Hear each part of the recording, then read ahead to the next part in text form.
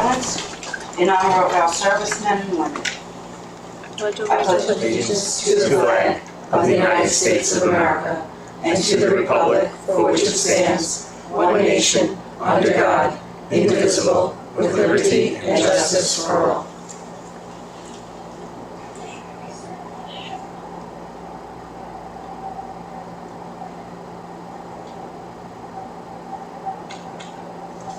Thank you.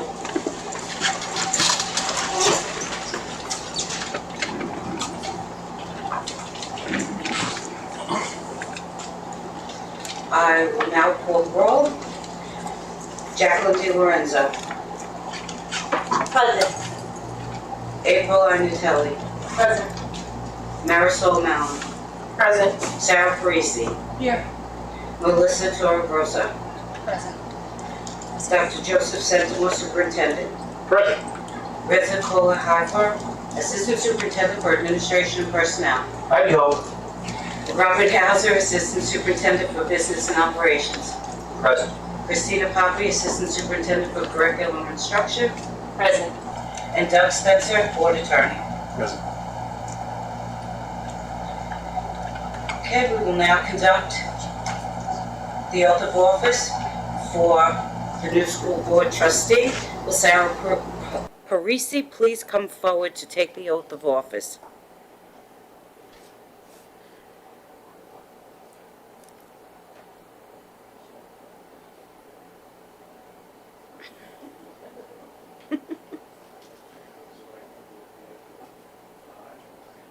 I, Sarah Parisi, Do solemnly swear do solemnly swear that I will support the Constitution of the United States that I will support the Constitution of the United and the States state of New York, and the state of New York, and that I will faithfully discharge the duties and I will faithfully discharge the duties as a member of the Board of Education as a member of the Board of Education of the Connecticut Central School District of the Connecticut Central School to the District best of my ability. to the best of my ability. Thanks.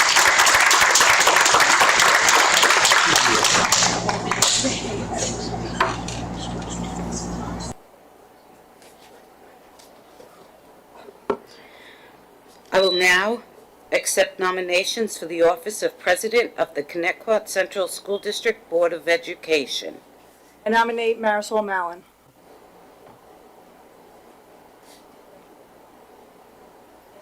No. Marisol, do you accept the nomination? I do. Are there any further nominations? Are there any further nominations for President of the Connecticut Central School District Board of Education? Nominations are now closed. When your name is called, please cast your vote for the nomination of Marisol Mallon as President of the Board of Education. April Arnatelli. Yes. Jackie DiLorenzo. Yes. Marisol Mallon. Yes.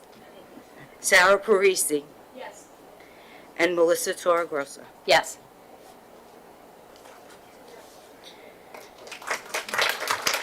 Okay.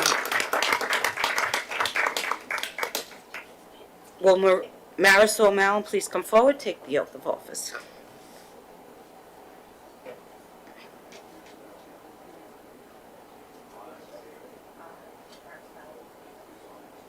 That I will support the Constitution of the United States That I will support the Constitution of the United and the States state of New York, and the state of New York, and that I will faithfully discharge the duties and I will faithfully discharge the duties as President of the Board of Education as President of the Board of Education of the Connecticut Central School of District the Connecticut Central School District to the best of my ability. to the best of my ability.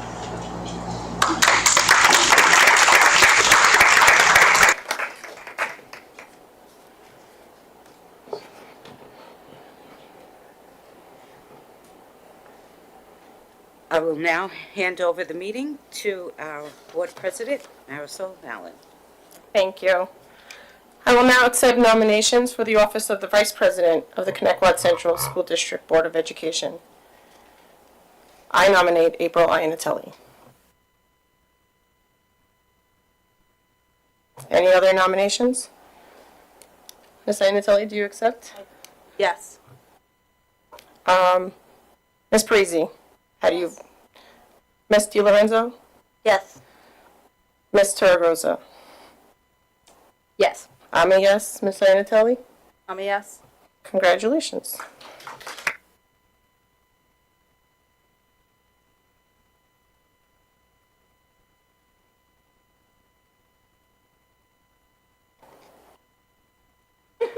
Ms. Iannatelli, can you please come forward to take your oath of office? the official. Sorry. Sorry. Raise your right hand and repeat after me. I, April Angelini, Do solemnly swear I do solemnly swear that I will faithfully that I will support the Constitution of the United States. I will support the Constitution of the United and the States state of New York. and the state of New York, And I will faithfully discharge the duties and will faithfully discharge the duties as Vice President of the Board of Education as Vice President of the Board of Education of the Connecticut Central School of the District Connecticut Central School District to the best of my ability. to the best of my ability.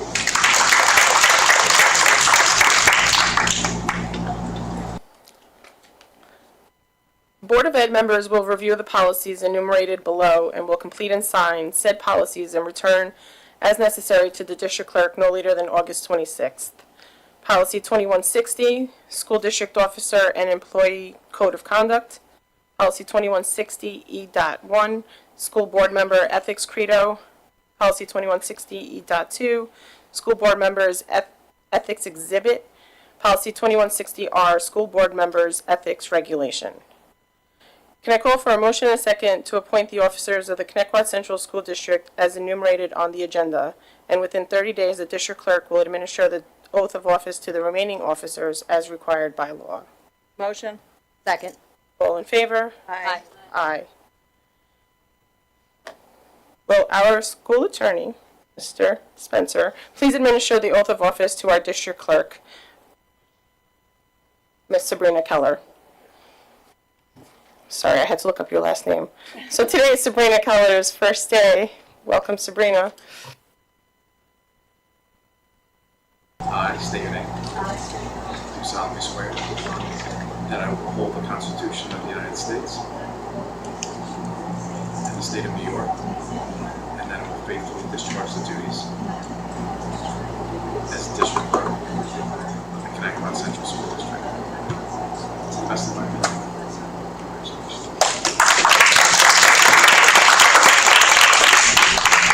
Mr. Spencer, don't. Please administer the oath of office to our superintendent, Dr. Centimore.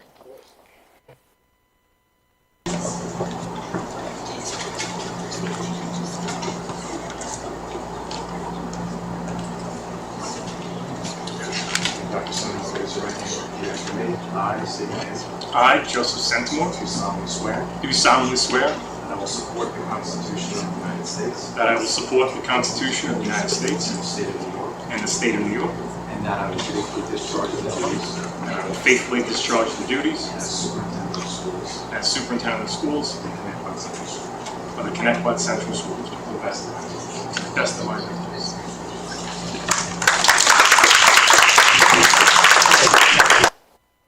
Thank you. So now we'll do election of board members for committees. On the audit committee, we have the entire board. For health and safety, do we have any volunteers?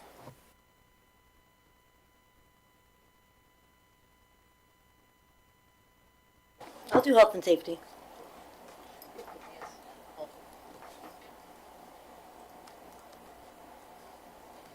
So I have Ms. Parisi, Ms. DiLorenzo, and Ms. Torregrosa as the alternate. For the policy committee, I want that. I would like that. Sarah, unfortunately, I don't want that, but. yeah. so maybe we can have April and Melissa with second and Sarah as the alternate. Does that sound fair?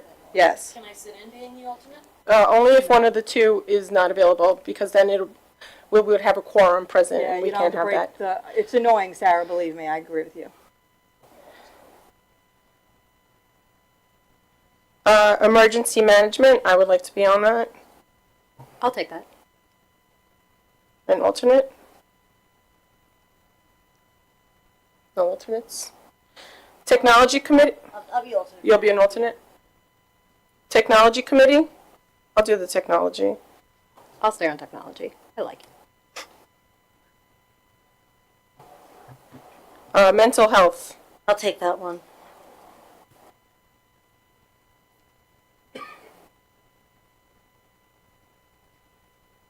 Nobody else? Yeah, we could always add a trustee later on. For the curriculum, I would like that. Me too. Anybody has an alternate? I'll do alternate.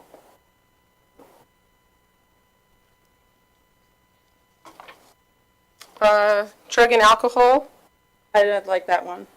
I would like drug and alcohol. I'd like to be the alternate on that if that's possible.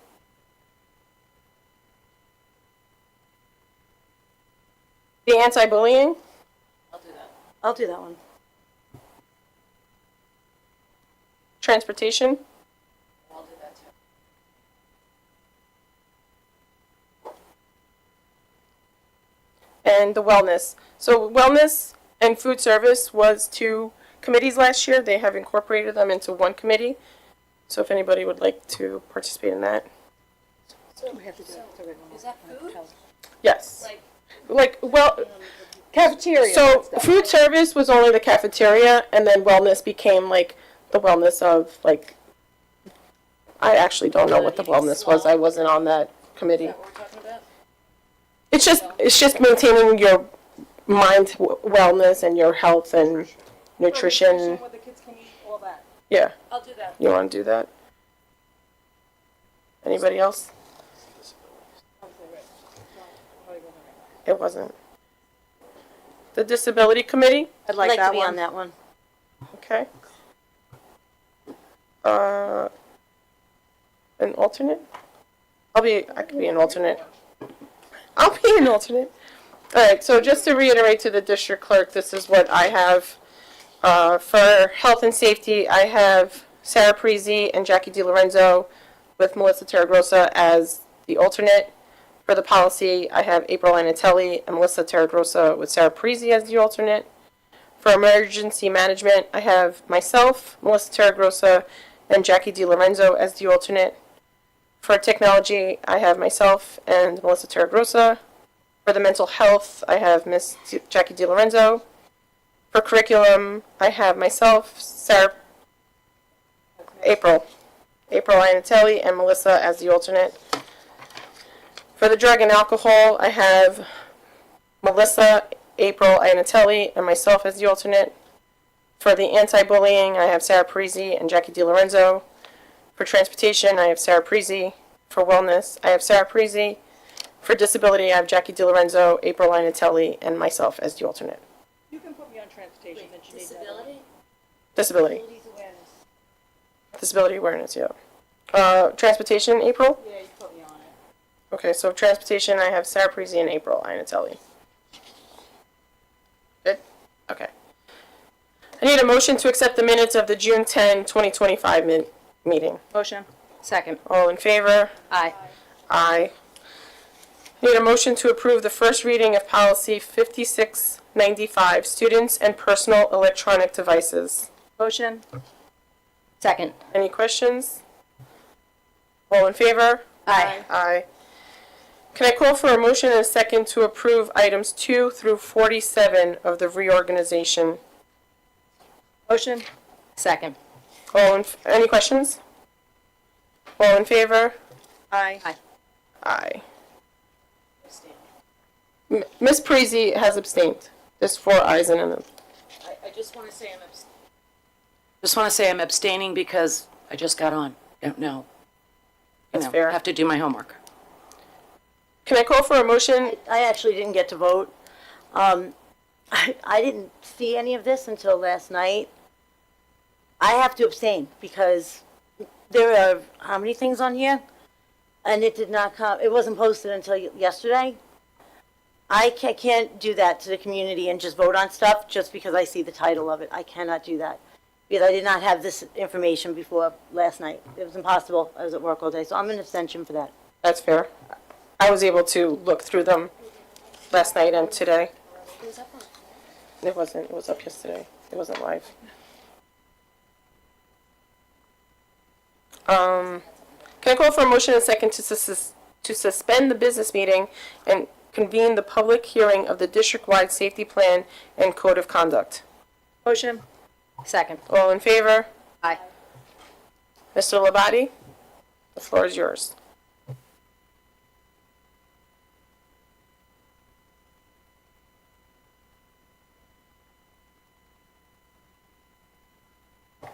Good evening.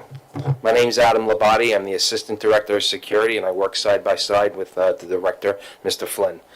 I'm here this evening to present the district-wide safety plan for the 2025-26 school year. The plan is submitted this evening for a 30-day adoption period for the district, as well as presenting it publicly to allow for public comment and question. The plan was developed by the district-wide safety team, which consists of representatives from the Board of Ed, administrators, community members, and parents. And I'd like to thank them all. It's too many to thank individually, but I want to thank everyone that's involved in these meetings, especially when they get spirited. The team meets quarterly or as an ad needed to keep the plan updated and address any concerns necessary. The plan is a public document and is available to view on the website. It differs from the building plans, which are submitted at the building level by the administrators and are confidential in nature due to the sensitive information provided. The purpose of our plan and the team is outlined in the mission statement and in sum and substance is established to provide for the safety, health, and security of students, faculty, and staff, all while allowing input from the community. I'm happy to take any questions, comments, or concerns, but you can submit any questions or concerns to safetyplan2526@ccsdli.org. Thanks again for your time, and I look forward to a safe and successful 2025-26 school year. That's it. Thank you. Thank you. Thank you. Does anybody have any questions for Mr. Labate? Thank you. Code of Conduct, Mr. Kolahifer.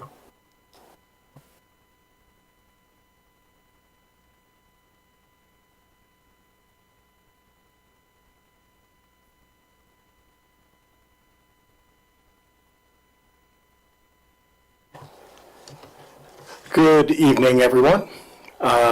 There is a presentation, there we go, of the Code of Conduct, similar to the safety plan. This is the public hearing, so the community has 30 days to review this. It will be visible on the website, and we are going to put it up for adoption by the board in August. If I know, there we go. All right, so the Code of Conduct policy is policy number 5300. Revisions to the Code of Conduct are made every year. The committee meets regularly throughout the year. Regularly is a strong word. They meet twice. All right, so it's not really regular. They meet twice a year. The committee is comprised of teachers and administrators. Last year, we had an attorney on the committee. This year, we were unable to get one, but we're going to see what we can do about securing that. The recommendations are guided by the School Boards Association and the submission to the board for review after the approval and the adoption is recommended. Policy 5300 goes through some changes. The Code of Conduct policy clearly defines expectations for acceptable conduct by students and essentially everybody, visitors, parents, teachers, staff. It applies, as I said, it applies to everyone associated with the district based on the principle of civility, mutual respect, citizenship, character, tolerance, honesty, and integrity. Student discipline and support policies and practices are implemented in a manner which is caring and equitable, respectful, based on trust among administrators, staff, students, and families, and holds every single person accountable. The Code of Conduct will, while on school property, you're engaging in school functions or off-school property, harassment, including cyberbullying. This is all the things that it covers. Possible consequences for unacceptable Code of Conduct and discipline, when necessary, will be administered promptly and fairly. The suggested changes that were made to different subsections of the Code of Conduct, the disruptive students definition was, we removed the under age of 21. The violent student, we added preschool, elementary, or secondary students. The expected student Code of Conduct 5300.25 does reference the policy that you all just approved for a first reading, policy 5695. So we added the language that states unauthorized use of student and personal electronic devices and internet-enabled devices not authorized by the district is prohibited during the instructional school hours. A progressive disciplinary approach to addressing infractions to this policy will be implemented, beginning with a warning. Reported violations, 5300.30, we added the word either, and emailed or hand-delivered. And student searches and interrogations, 5300.60, we removed the word cause and added suspicion. So as I said, this is the public hearing date, and it is open for 30 days. Anyone who has questions can email that email address up there, Code of Conduct 25-26 at ccsdli.org. Does anybody have any questions at this time? Okay, as I said, it will be on the website. Thank you. Thank you. So both the wide safety plan and the code of conduct will be placed on our website for the required 30 days comment period. Does anybody in the audience have a question on either the safety plan or the code of conduct? Can I call for a motion and a second to adjourn the public hearing on the district-wide safety plan and code of conduct and reconvene the business meeting? Motion. Second. All in favor? Aye. Aye. Can I call for a motion and a second to approve the instructional and non-instructional personnel items as presented? Motion. Second. Any questions? All in favor? Aye. Aye. Jackie? No, this I was able to get to. I said yes. Yes, okay, thank you. Can I call for a motion and a second to approve the claim auditor reports as presented? Motion. Second. All in favor? Aye. Aye. An abstention? Sarah? I will now open the floor for the first public comment on the For the first public comment. I will call individuals forward one at a time. Please wait for my acknowledgement before stepping to the podium. I think there is. Any person wishing to address the board shall address the board president only. Comments should be kept as brief as possible. Each person will be limited to 3 minutes for one or more topics. Individual employees, parents, or children should not be identified by name, title, position, grade, or building. The use of foul language and threatening comments will not be tolerated, and the board will consider a recess until order is restored. In accordance with Policy 1230, public comment will not exceed 30 minutes. If there are additional persons wishing to speak, the board may consider a motion to extend the time. Before I call the first person, I am going to have the superintendent read a statement. Thank you, Mrs. Mallon. I want to thank the community for your recent feedback regarding the district's mascot. Please know that your input is both vital and respected, as well as greatly appreciated. The district sought methods to garner community feedback, which included creating a survey and establishing the mascot email. The survey was posted June 16th with a response period through June 23rd. Based upon 2,229 responses, roughly 60%, 60.66, stated that they were in favor of the district continuing litigation to retain the Thunderbirds' name and imagery, while just under 40%, 39.34, were not. When asked about changing the mascot to Thunder, a little over 75%, 75.37, stated they were in favor of it, while just under 25%, 24.63, stated they were not. When asked for other alternative mascot names, suggestions included various versions of birds, such as eagles, hawks, osprey, and condors, as well as names such as thunderbolts and various references to lightning. One suggested name that was quite prevalent in the responses was T-birds. While the survey may be an imperfect tool, responses were consistent with the over 240 emails that have been received since June 12th.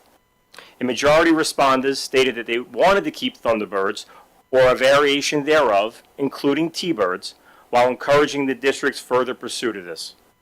As with the survey, many people offered similar alternative names while also expressing their reverence for the name T-Birds and the motto, once a T-Bird, always a T-Bird. Conversations with the state are ongoing, including the potential use of the word T-Birds, and due to the legal nature, confidential. As the district further considers this matter, the mascot email will remain open for further community feedback, and we will continue to keep the community informed. And of course, we thank you all for your ongoing participation and support. Okay. Dr. Centimore, Ms. Mallon, if I could just have 60 seconds of the floor, just to provide a little bit of the lay of the land as to when it started and how we are, where we presently are as a board. Fair? Okay, so as you're aware as the board, some time ago, the better part of a year or more ago, the state changed regulations that banned the use of names and symbols that were, for the better part, defamatory towards indigenous peoples. They gave each school district in the state until June 30th, right, yesterday, to make acceptable changes to their mascots and logos in connection with that proposed change and in concert with what they required. Okay. Now, to that end, following the initiation of this change in the regulations, the school board, Connecticut, amongst others, initiated litigation in federal court seeking to have the regulations thrown out. Okay. Seeking that remuneration, seeking that relief through various claims and so forth. Now, that litigation was subsequently dismissed by the federal court judge. Okay. In the intervening time, Connecticut was able to obtain an extension of the time within which it must comply with these new regulations, and I understand that that extension will go as far as March of 2026. Okay. Now, in the wake of the dismissal of that complaint, the board had two options. One was to refile a complaint with the suggested changes, or it could appeal that dismissal by the court to the Second Circuit Court of Appeals. Okay. At this time, the board, the district has leaned in favor of appealing that decision as opposed to filing a new amended complaint. To that end, as presently the board has filed, on behalf of the board, your attorneys have filed notice with the court of their intent to appeal, although that appeal has not been what they call perfected as of yet. In other words, a brief hasn't been filed with the court or served on the other side, okay, namely the state. Okay. Now, while this is all happening, as Dr. Centimore alluded to, there are or have been some negotiations with the state in connection with both the litigation and the use of the mascot or the T-Bird. Okay. Now, like I said, those negotiations are ongoing. The appeal is presently due in August of this coming summer. And like I said earlier, you have until March to comply with the state's regulations as far as the extension. So that's the lay of the land, the 60-second version of when it started and where you are right now. Does anybody have any questions? No, I just have one little statement, and I want to thank you, Dr. C, for putting the results out, because I did want these out immediately. I think it's only fair for the community to know that the sentence in there, a majority of responders stated that they wanted to keep Thunderbirds while encouraging the district's further pursuit of this. I had to fight to get that in there because the board wanted to have that removed. They didn't want to tell the community that the majority of the respondents said Thunderbird. I think it's only fair for the community to understand that they wanted to take that out. I said absolutely not. The numbers speak otherwise. The majority wanted Thunderbird, and I wanted the community to know that. So, but thank you for putting those results out. I just feel like that's not a fair statement. So when we were discussing the wording of how it would be presented, not that we didn't want it presented. Okay, that's fine. You still wanted it removed, and I'm just making sure that people are focusing on that statement because it's the truth. Does anybody else have anything? Okay.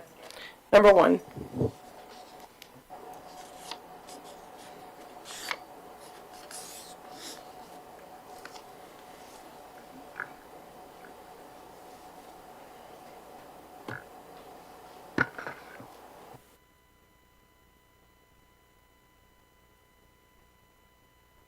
Just press the button on the right on the bottom. Okay, thank you. I've got a question regarding the electrification of the buses right now. And I kind of apologize to Mr. Hauser because it's a lousy question, but I think it's timely because we're talking about budgets a little bit right now with expenses on litigation.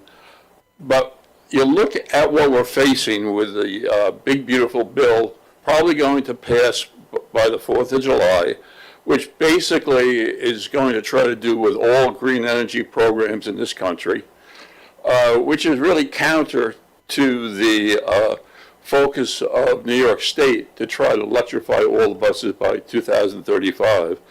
On top of that, we've got tariffs that are really putting the automobile industry in a quandary. And you might say we don't know really what's going to happen maybe until July 9th. But we do know there's 50% tariffs on aluminum and steel, which has got to impact the price of buses greatly. We look at the supply chain for the entire automobile industry, which is in turmoil. Nobody in Detroit can make a decision on anything, okay? But yet, Mr. Hauser, you're faced with a budget for 2027, which can only buy electric buses, and God help you with pricing them, okay? So I would hate to have your job, and I think I would like to hear discussions, because if you look at this as a taxpayer, okay, in this district, we have got a crisis looming on the horizon right now, okay? And nobody's talking about it, okay? And we don't know what we're faced with until this budget passes and we understand what the tariffs are all about, okay?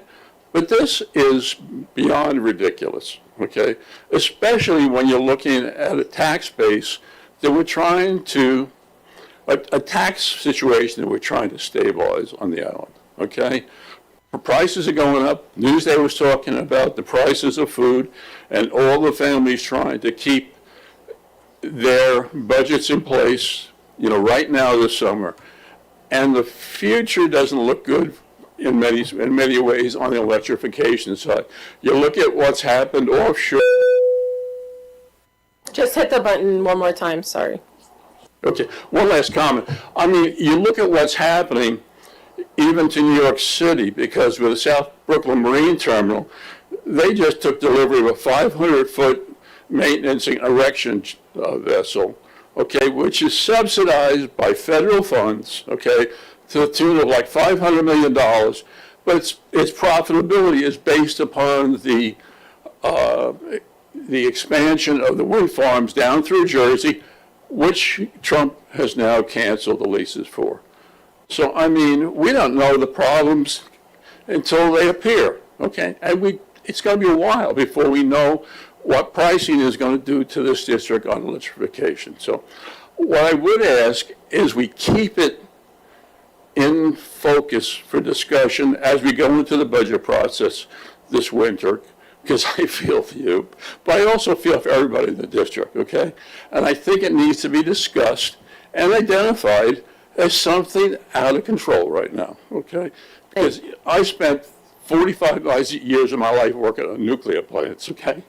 And what are we doing? Thank you. We're walking away from Shoreham, but we're building another one, changing our energy policies. So thank you. So, and we will definitely make sure that we have a conversation throughout the school year, but I will have Dr. Stenmore make a... That's what I'm suggesting, because it needs to be kept in discussion. Thank you. So I really appreciate the topic you just brought up. It is near and dear to me. I have been quite vocal during my 2 years here on this, and I always want to remind that it's an apolitical statement, okay? For me, knowing that we have, right, behind some of you, in front of me, a bus yard of 120 to 130 buses. This is not about the political tug-of-war that's taking place in Albany. This is about Connecticut's reality of what is affordable and what is sustainable. So this requires a multifaceted approach. One is advocacy, which this district, and I credit the board members over these 2 years for being lockstep on this item and supporting me in my efforts with fellow superintendents on Long Island especially. I'm a member of the Suffolk County Superintendent's Legislative Committee, and the e-bus mandate, all right, which starts 2027 and full effect then through 2035, has been a priority and a concern in terms of affordability, sustainability, and even for a while, no one was discussing health and safety factors. I even was able to reach out to our local fire department, particularly Bohemia, to get their input about fire suppression, a lot of concerns. So one, the advocacy needs to continue. Now, the state has put in place, we're waiting for the details, the opportunity to request extensions. We think that portal will be open sometime in December, but there are going to be devils to those details. So advocacy, foot on the gas, that has to remain. But we also have to prepare. We can't close our eyes and say that, the boogeyman's going to go away. What if that boogeyman doesn't? Can I get extended time?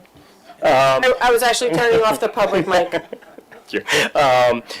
We also have to prepare. So Mr. Hauser, Mr. Allen, myself, we're in the process of getting quotes on an electrification study, which we believe 3/4 of that expense would be covered. The district would only have to be responsible for 1/4 of it. To see what would involve taking a bus yard of this size and electrifying it in terms of being able to plug in these buses. We're looking at grants, and sure, we want to make, hopefully grants will continue to be available if this mandate stays in place. So advocacy, but also preparedness, keep the conversation going. I absolutely will in my role, especially with my fellow superintendents. Thank you, Dr. Samra. Is there number 2? Oh, Ms. Napolitano, welcome.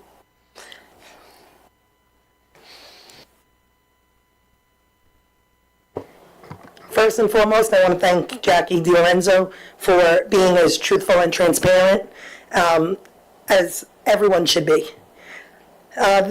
Most people don't know what's been going on. I will be releasing emails, and I will be letting the community see what truth and transparency looks like.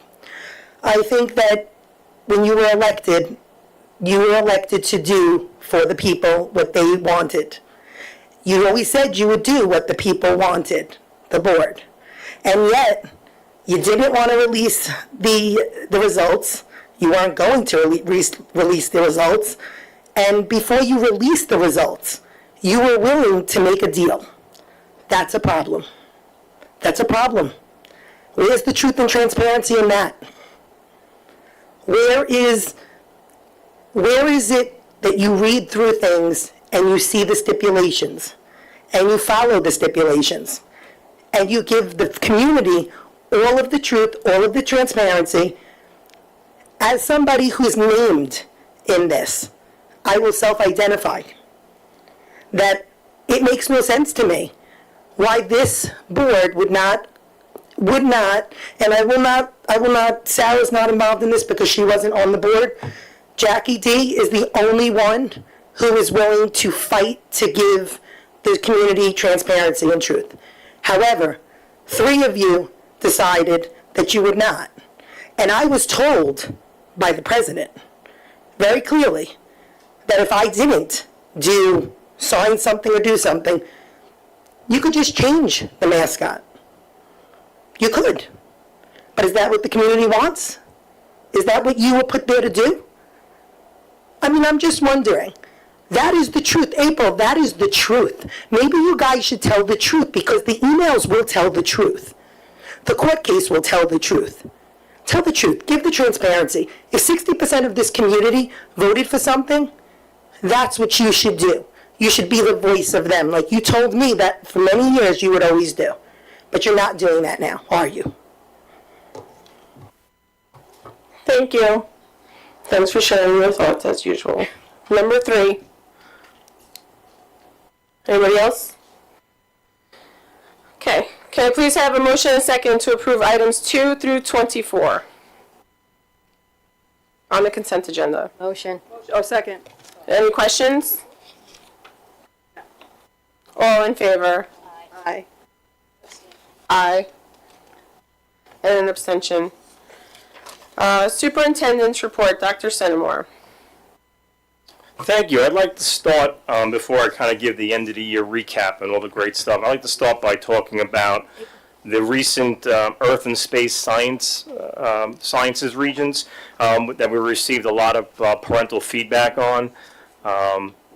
And I know there may be a discussion following my superintendent's update about regions exams overall, but I wanted to include this in my update. So for several years now, the district has been preparing and aligning its curriculum and practices to the new science standards. Teacher professional development has been provided both internally and externally. A committee was established to develop lessons and assessments. Resources provided by the state, such as the reference tables, were utilized in this preparation. And then came the exam on June 10th, and it wasn't a focal point. And we quickly started to get the feedback from the teachers of the courses, and then hearing from the parents who obviously heard from their students who took the exam. But Connecticut wasn't alone with this type of feedback and concerns about the, how the exam was designed by the state. This concern was expressed throughout New York State. Our course teachers, the departmental administration, myself, Ms. Poppy, we reached out immediately when we heard of this feedback to the State Office of Assessment expressing our concerns. And then we just received a few days ago the results, and the results on this particular exam, there was a noted overall decline from results from the prior exam. So with feedback and essentially unanimous support from the teachers who taught these courses at both the middle school and the high school, the building level administration, the departmental administration, curriculum office, and myself, what we want to do now is something called Hold Harmless, where the results of this region examination would only be incorporated into the student's final course grade if it benefits them. If it doesn't benefit them, then while the grade is still there on the transcript and the student still has the opportunity to retake the exam, it wouldn't hurt their overall, course grade. And if there are no concerns tonight, we'll look to put out a communication to the parents of the students who took this exam as quickly as possible. Thank you for that. I just want to thank you for that update. And Marisol, I had asked about region scores. This was the discussion I wanted to have. I just wanted Dr. C to update. So you can take that off the discussions. We don't need to reiterate. So thank you for that. Okay. And so we will move forward and reach out to the families then. In terms of the end of the year, it really was a fabulous end to a great school year. There were so many wonderful ceremonies and events. Every school, pre-K through 12, throughout the month of June, certainly through the end of June, with various highlights for athletic awards, academic awards, honoring our students enlisting in the military, and thank you to them for their service. Some really nice stuff honoring our students who were part of BOCES programs. We had an internal ceremony. Many of us were able to attend actual ceremonies at BOCES for our students graduating, an alternative high school graduation, and just a lot of great moving up ceremonies for our kids in the UPK, 5th and 8th grade. Just a thank you across the board. And obviously, last week we had a wonderful culmination with a very successful high school graduation ceremony. The weather held out, ended up being a pretty cool night. We weren't too hot, celebrating a 99% graduation rate. Congratulations to the class of 2025, our graduates, now alumni, our new alumni. Congratulations to their family and friends. God bless you. Family and friends, and to every staff member involved in the preparation of this event, and to every staff member involved in each and every child's educational journey.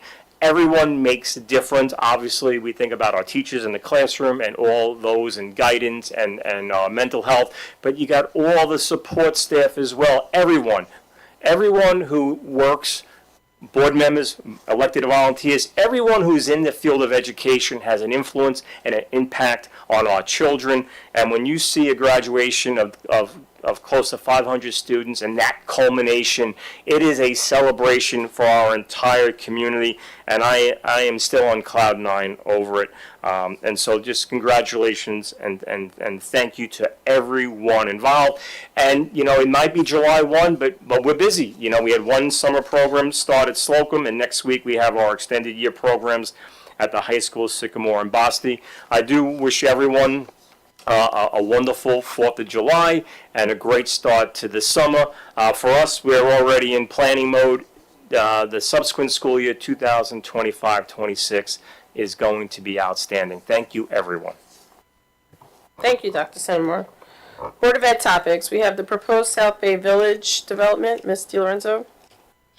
Yes, we had received, which we've done this before in the past, an email from Mylene Orgulis for the from the Greater Islip Association about a request to oppose the Island Hills. We've written a letter for that in the past.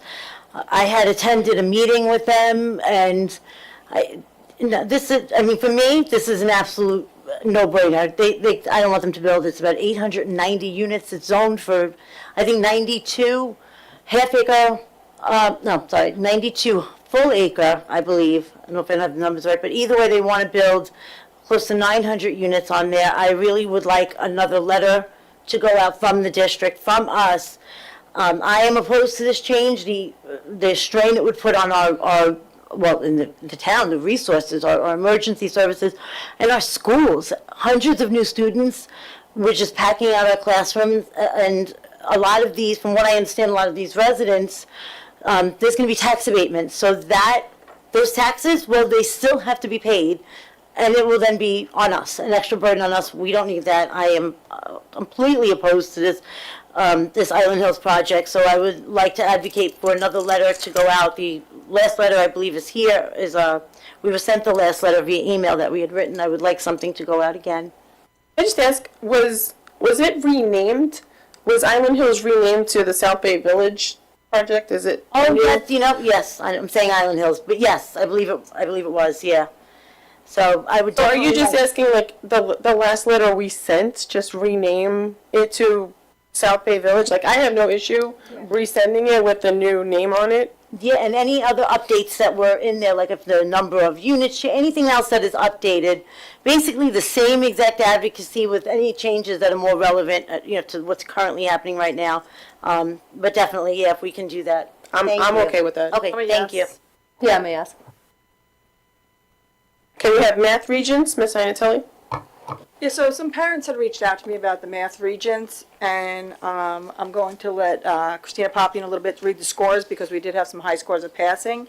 And I'm not sure, I've reached back out to some of the parents because I thought many more failed based on what they were saying, but maybe it was just the low scores, and the parents aren't happy with lower scores because, as we know, transcripts go to college and things like that. So I don't know the scores, and I'm sure you would know better how many passed with just a 65 to 70, how many passed with a 70, 75. But what was brought to my attention is that our Chromebooks are equipped with a graphing calculator that the students are able to use and do use on the SAT, because the SAT is a test that you take on your computer. So a lot of the tutors are teaching the kids how to use the calculator, and there's a lot of different things that they can use that will improve their grade.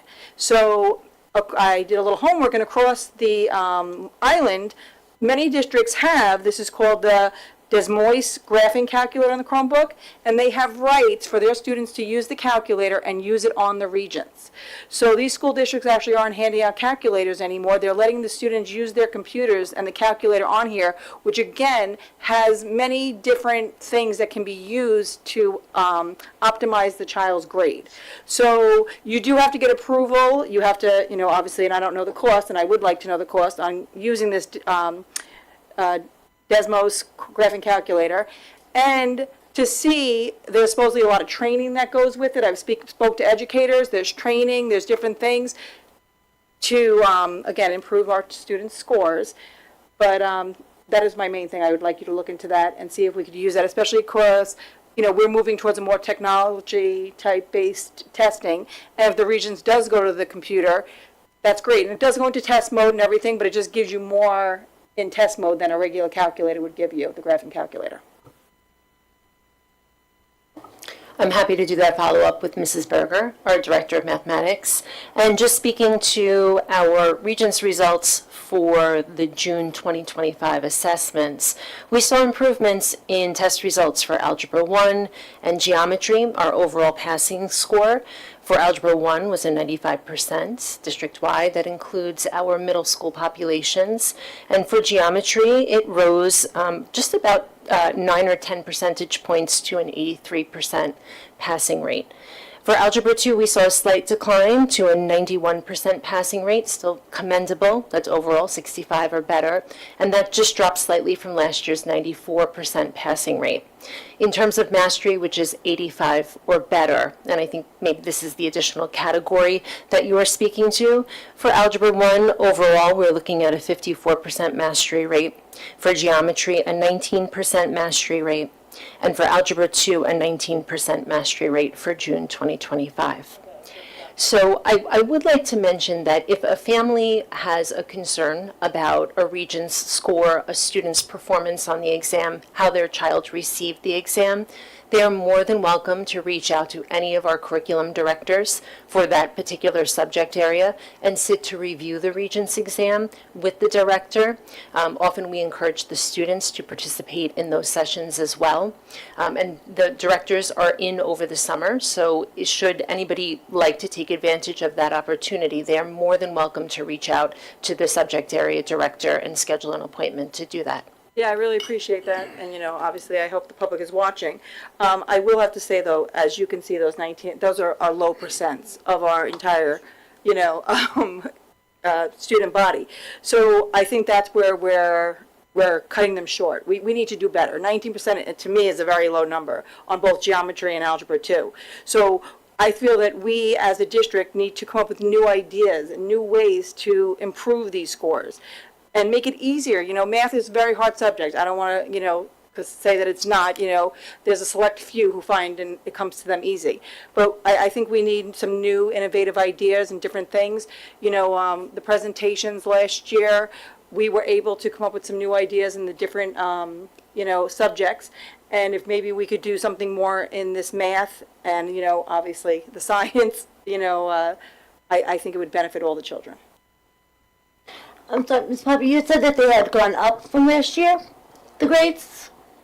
Our passing rates did The improve passing grade, so the overall. over last year. What For about the 65 or better. Okay, what about the Yes. mastery? That So the one- mastery rates from last year year to to this now. year, I'd have to go back into last year's numbers. They weren't presented publicly as part of our January secondary academic presentation.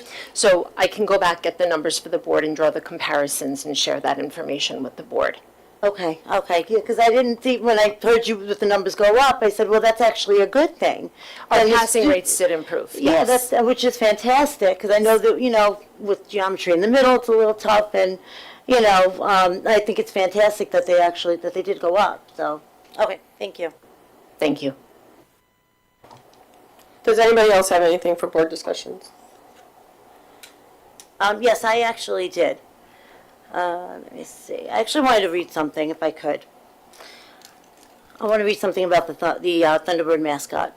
So our Thunderbird mascot represents over 50 years of pride, tradition, and identity for Connecticut students, alumni, staff, and the broader community. As an alumna and a parent, I have deep personal ties to it. I believe we must allow this litigation to reach its natural conclusion. We've already approved up to $50,000, and the survey results show the community wants to continue. As I quote one of our participants, I don't want to change a single feather of our mascot until all options are exhausted, especially with the Justice Department now involved. Only then would I consider T-Bird or any other name, as long as it's determined by a true community-driven process as a last resort to replace Thunderbird. But of course, as a board member, I'm obligated to set aside my personal feelings and focus on doing what's right for the community, not what's easy nor what is politically safe. So first and foremost, we did conduct multiple community surveys. And while surveys are not perfect, the trend has been undeniable. Each time a clear majority has said they want the district to continue this fight. Second, I cannot, in good conscience, make an irreversible decision that could strip future boards and future generations of their right to determine their own path. I believe we need more time to fully understand the long-term legal and educational impacts of anything that comes before us. What will putting our board signature to something mean for Connecticut's autonomy decades from now? My legacy as a board trustee will not be one that limits the opportunities and the voices of future boards. Third, in our most recent survey, the district asked about Thunder as a possible new name. Then it asked for other ideas if and only if a change became absolutely necessary. I have to say some of the names were very interesting, but it did ask for many, many names. The district asked these questions, and the respondents are expecting us to consider their answers. Otherwise, why would we even ask? If we as a board are not going to give them that respect, then we are not doing our due diligence. We're being negligent. If change ever becomes unavoidable, it should be done with full community involvement through a committee made up of diverse voices, taxpayers, parents, students, staff, and not through backdoor assumptions. I'm going to outline 3 important reminders for everyone. We did receive an extension until March 1st, 2026. And the state's threats of removing board members for noncompliance has existed from the beginning. It's no secret also that this lawsuit had a named community member, Jacqueline Napolitano-Furno.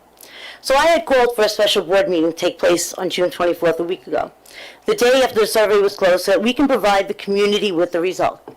One board member demeaned my request while simultaneously twisting the meaning of the survey data to fit what she wants the community to have said. After that, I was told by another board member that a communication would go out to the community. But did anyone receive information before now? I didn't, and neither did anyone else, until Jax released the New York Post article yesterday. So what has happened this past week has been rather interesting. Jax has been relentlessly pressured to drop her case without even being given any clear information about the long-term impact of that decision. The pressure didn't stop, not even during her daughter's graduation. The board majority is making assumptions about the community's willingness to accept T-Bird and abandon Thunderbird without knowing, without asking, and without even disclosing what was actually attached to that decision. Worse, they've ignored the rest of the survey suggestions, which came from taxpayers, students, staff, and a variety of other community members, because it doesn't fit the narrative they've already decided on.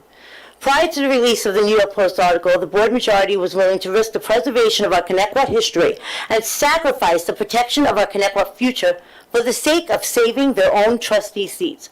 They've misled this community. They've asked for your input through surveys they never intended to honor unless the results gave them political cover.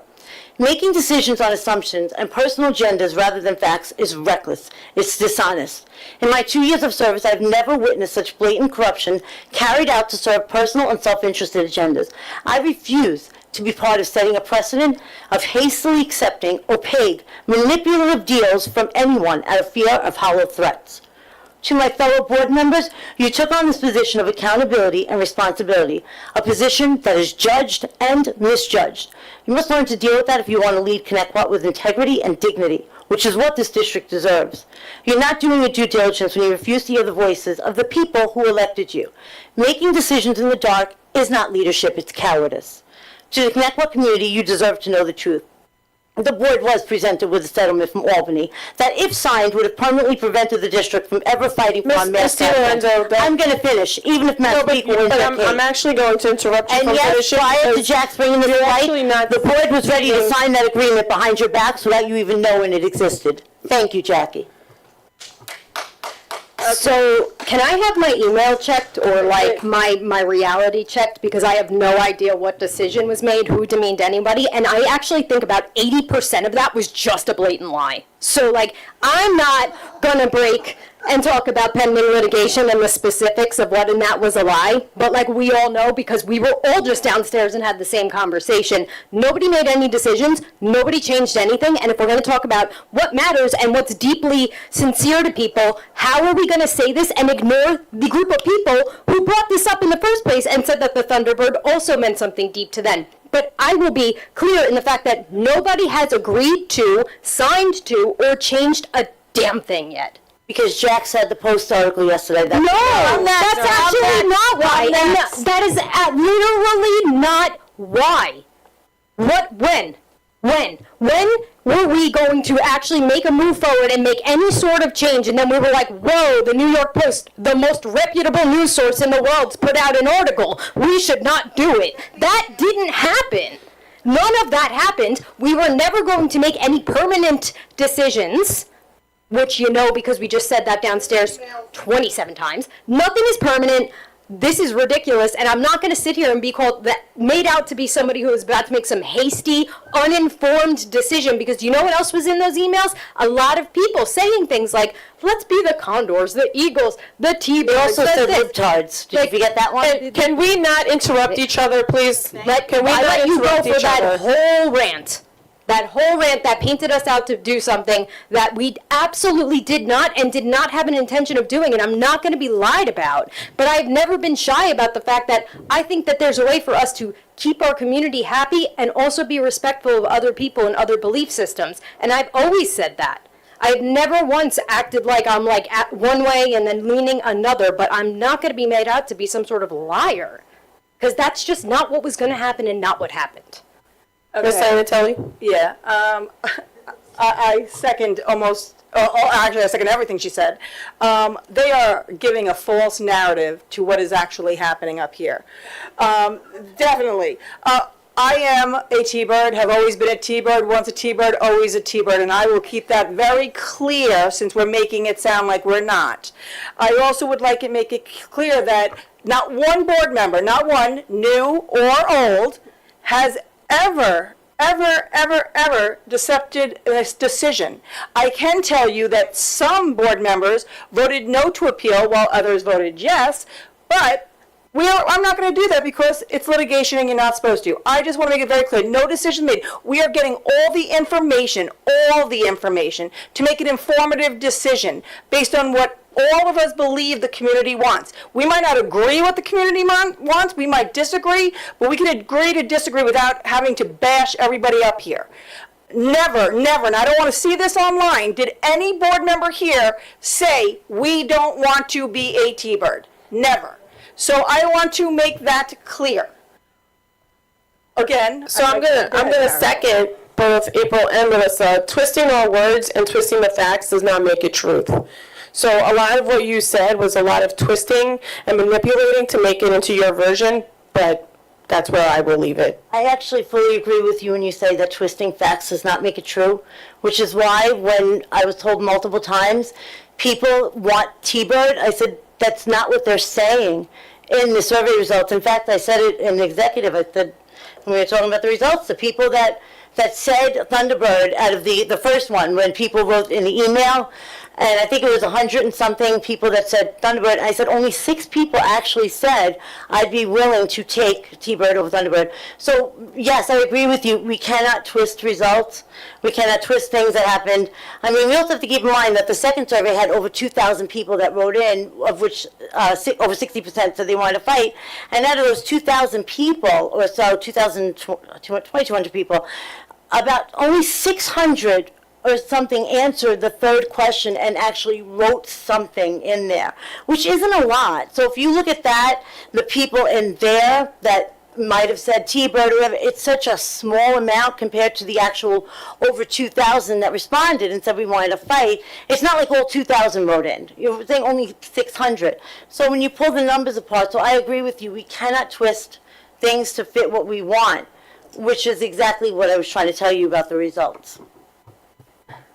So before it said too that the survey results did not want to be released, I'm also going to throw something out there that I never said I didn't want the survey results to be released. What I said was the issues where we keep saying no survey is perfect. I'm just going to lay out exactly what I said I thought the issues were. 1, you could clear your computer's cookies or whatever device you're on and retake it 950 times if you want. Then we were told to mitigate that, the results were filtered out. So if the same IP address was taking it, it would not count it twice. So then the question was, okay, so if 4 people live in the same household, does only one of them count? And then it was, no, it's by device. So basically, if me and her shared a phone and took it as 2 separate people, that wouldn't count. So it was that was my concern, and if you were to get the email, I said over and over, it's not the results. Whatever the results are, they are. I'm concerned with the integrity of them, and I want to make sure if we are making large-scale decisions, they are representative with integrity of it. And I think I even went on to say maybe in the future, we can do a little bit better with, however, I have a feeling SurveyMonkey had some capability within it to have been a little bit better in how it filtered things out and things like that. That was it. I never once said, don't release these results because I think they're wrong, and if you can find somewhere where I said, don't release these results, I will pay. Because all I said was I was uncertain of the integrity of what we got in, because if we had to do so much filtering and you could do this, you're already losing some of the integrity of it because you don't know what you're filtering out. And there was nothing that gated it to our community also. So I could have sent that link to Florida and had 50 people take it, and they could have. That was what I said. That's it. And I understand that you were questioning the integrity of the service, because you did do that. That is absolutely true. In fact, and sorry, you're not included in this, but everybody else actually did question the integrity of the survey. So then that leads to another question. If you don't think the survey results are real, how could you then say that they are saying T-Bird? Because in one sense, you think the survey is not accurate, and then you're saying, but then they're saying this, and you're going based on that. I'm just noting the inconsistency in that. So I was basing my results on the email responses that I actually had our district clerk print out so that I could go through them one by one and sort through them and see what the community actually wanted. Because the emails, there's validity in the emails. You actually went in, you typed it up, you sent it. The surveys, yeah, you take them with a grain of salt because there's imperfections to every survey. That's exactly what I was going to say, that it was the emails. As everybody knows, we did two different things. We put out an email and we put out a survey. The emails, that is what I've read, went through, and it was consistent. So that is what I went by also, not a survey yes. that could be skewed. And I did too. In fact, I'm going to tell the community a little bit more about the emails. We had 158 responses. 106 out of those 158 specifically said to fight. That's 67.09%. 41 people, which is 25.95%, said don't fight. 11 people didn't really give an answer either way.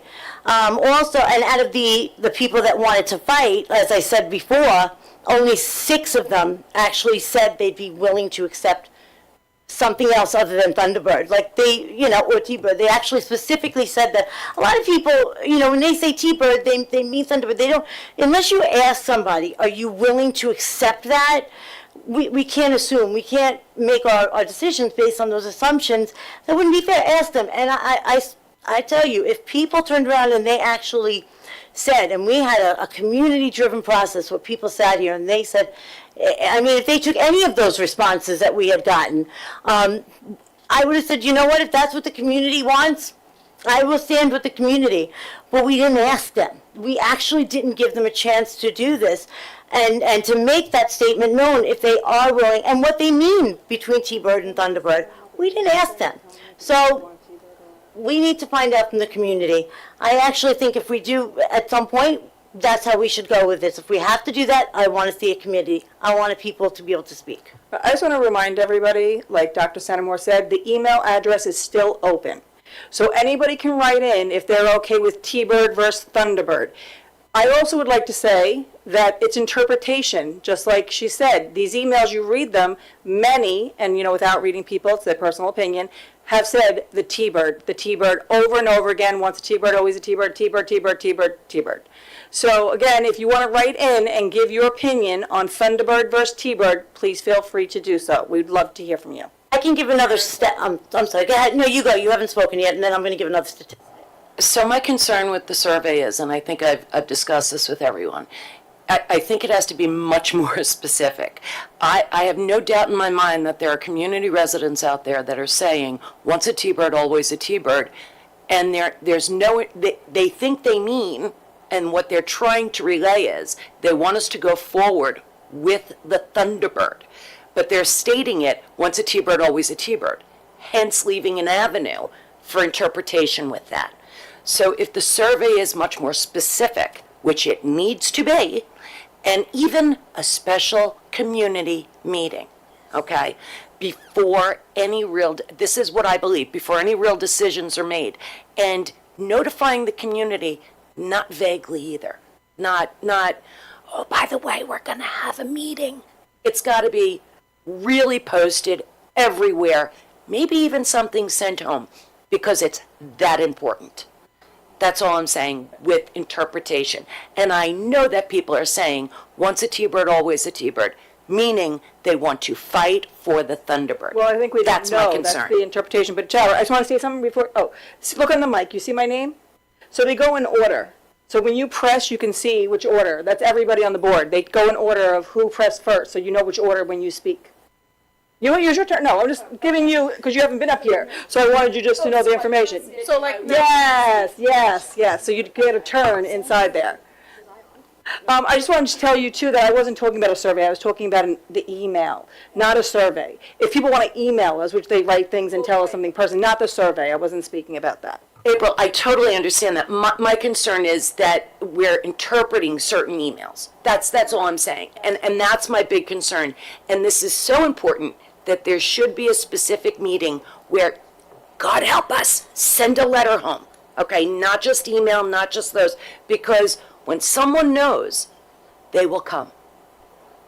Sarah, I fully agree with everything you said. That's exactly what I think should happen. And statistic I just want to give, because I want to make sure the community has everything. When I read through those 158 emails and I actually pulled out the people that said Thunderbird versus the people that said T-Bird, I mean, these are small numbers, but it's still more. You had 33 people that said Thunderbird, 25 said T-Bird, if we're going to get that picky with it.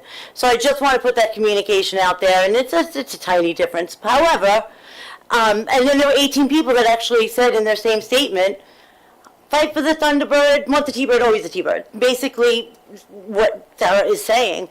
Some people said neither. I mean, we also had people like a married couple, one said T-Bird, one said Thunderbird. So you cannot, you have to be specific. I agree with what Sarah's saying. You have to be specific, which is why I will not make a decision until I hear the community. And if that's what they want, they even put ConnectWatt snowflakes. I mean, not my choice, but look, if that's what the community picks, then I'm with them. I stand with ConnectWatt. Does anybody else have a board discussion? Does anybody have a public comment? I will now open the floor for the second public comment. I will call individuals forward one at a time. Please wait for my acknowledgement before stepping up to the podium. Any person wishing to address the board shall address the board president. Comments should be kept as brief as possible. Each person will be limited to 3 minutes for one or more topics. Individual employees, parents, or children should not be identified by name, title, position, grade, or building. The use of foul language and threatening comments will not be tolerated, and the board will consider a recess until order is restored. In accordance with Policy 1230, public comment will not exceed 30 minutes. If there are additional persons wishing to speak, the board may consider a motion to extend the time. Number 1. Marisol, you stated in an email to me and to the board that you would have had a special meeting on before the end of my term for me to sign. Essentially, you were looking for me to sign off, correct? April, at graduation, you stated to me clearly you would leak whatever you needed to, and you're stating you were kidding now, but to the point that Marisol had to say to you, this isn't the place, there's no more discussion about mascot at graduation. Our daughter's graduation. That's what went on at our daughter's graduation when we were lined up. You said if you do not sign, I will leak that you are the holdup. I wasn't the holdup. I was just the only person that actually knows how to read legal documentation. Clearly, since I told you guys what stipulations were in it, and you guys needed to speak to legal. Just, you know. Also, Marisol, you stated in emails that Indigenous people are related to T-Bird as well as Thunderbird. You said that in 2023. Are you saying now that it's not related? That they're separate? There's not they don't go hand in hand? I am once a T-Bird, always a T-Bird, but I'm also once a Thunderbird, always a Thunderbird. What exactly is a T-Bird? It's a Thunderbird. correct? Sarah, thank you very much. I agree with everything you've said. I have said for years, do transparency, get the community involved. Good luck getting the rest of them. As for Melissa saying that she knew she's going to sit here yelling and screaming because Jackie DiLorenzo actually spoke up. For years, the board majority ganged up on two people, but never worked. Why don't you guys try a retreat and try learning how to allow everyone to have equal, you talk about equal time, give equal time. Let her speak, because you certainly don't. You don't like what she has to say because it's the truth. And the truth makes you guys look bad. The truth makes you guys look bad. On 6:30, you would have had a meeting, you would have signed a deal, and as a matter of fact, the last thing I'm going to say is, Marisol, you did say to me clearly, you said to me, if you don't sign this agreement, no big deal. 3 of us will just agree to change the mascot. That's what you said. That doesn't sound to me like that's people who are doing what the community wants. That doesn't sound to me like you're getting community input. Do better. Have a retreat. Learn what you guys should do and fight for what the community wants. Thank you. So just to clarify that June 30th meeting, Ms. Napolitano-Fernando said she wanted to be part of the yes vote. And I said, fine, if you are willing to withdraw from the appeal, I will call for an emergency meeting so you can be part of that yes vote. That's actually how the conversation went. Do you know what stipulations were in? So, is there a number 2? I just have one comment also. I would like to, on the record always, to make sure everyone knows, no one is saying to change the mascot. I'd like that on record. Thank you. Can I call for a motion and a second to adjourn the meeting? Motion. Second. All in favor? Aye. Aye. Happy 4th of July, everyone. Ms. Hoy, thank you very much for your service and time with us. Thank you, thank you. And welcome Sarah and Sabrina.